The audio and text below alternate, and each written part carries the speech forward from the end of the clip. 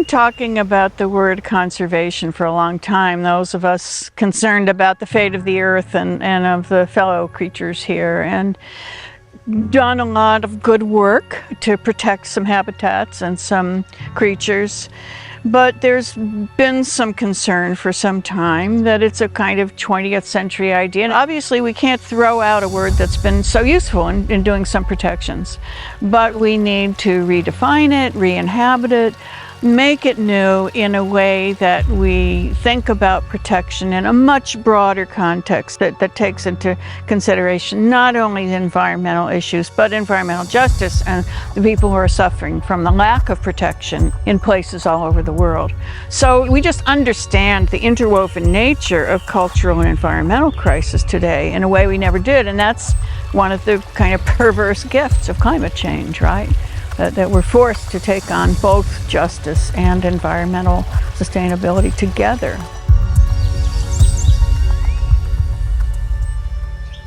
One of the things that I think of, because I'm a poet and an essayist, is that it's my emotions that bring me to this work. I think many people feel a great complex of emotions about how wounded the world is, how much in conflict we all are, the separations between ourselves and one another, between people and nature. There's a lot of emotion tied up in that. I may feel great joy being out here in the woods with the birds singing and the columbine is just blooming and I have to avoid the stinging nettle. But on the other hand, what's going to happen to this forest in 100 years? And so that might bring me into emotions of anxiety and worry, and then when I hear about a forest fire that's just happened nearby, I have those emotions of grief.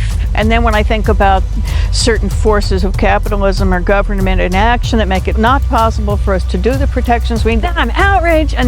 But these are all the fullness of the self that's brought to our concern for the care of the world and the care of the future. And sometimes we don't know how to bring together the voices of pragmatism and policy with the full voices of heart and head. Bringing heart and mind together in the way we address these problems is, I think, one of the challenges that brings us back to older ways of being in the world that some indigenous cultures were really excellent at, and feeling reverent and respectful and speaking to the world around them rather than trying to inflict a policy upon it. Those are emotions that are more foreign to us in a secular, white, dominant culture world. That sense of gratitude, being reverent, feeling how astonishing it is that we're actually here on a green planet that hosts and invents life over and over again. I think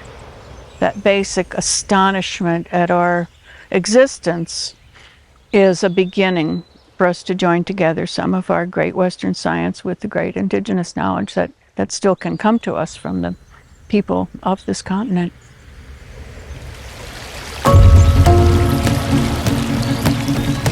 Poetry and storytelling to me are really part of how we move the conservation ideas forward. We use poetry to celebrate the other creatures of the world, and we use poetry also to try to bring our song in alignment with science. And I'm interested in the poetic possibilities in science, but I cannot collect data.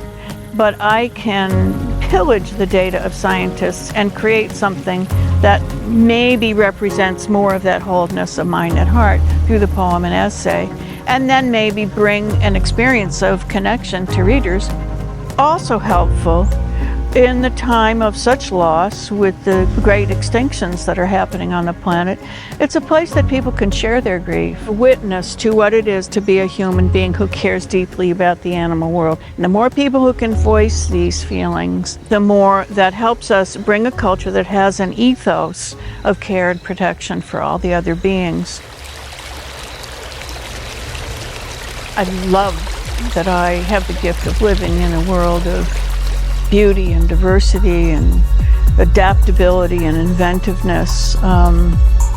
I love thinking about the interconnectedness of life on this planet and how it's come to be. The story of life on this planet, that big story, it's the most fascinating story to me. And I love that story, and I want more details about that story all the time. We'll care better for a person or a place or a thing if we love it.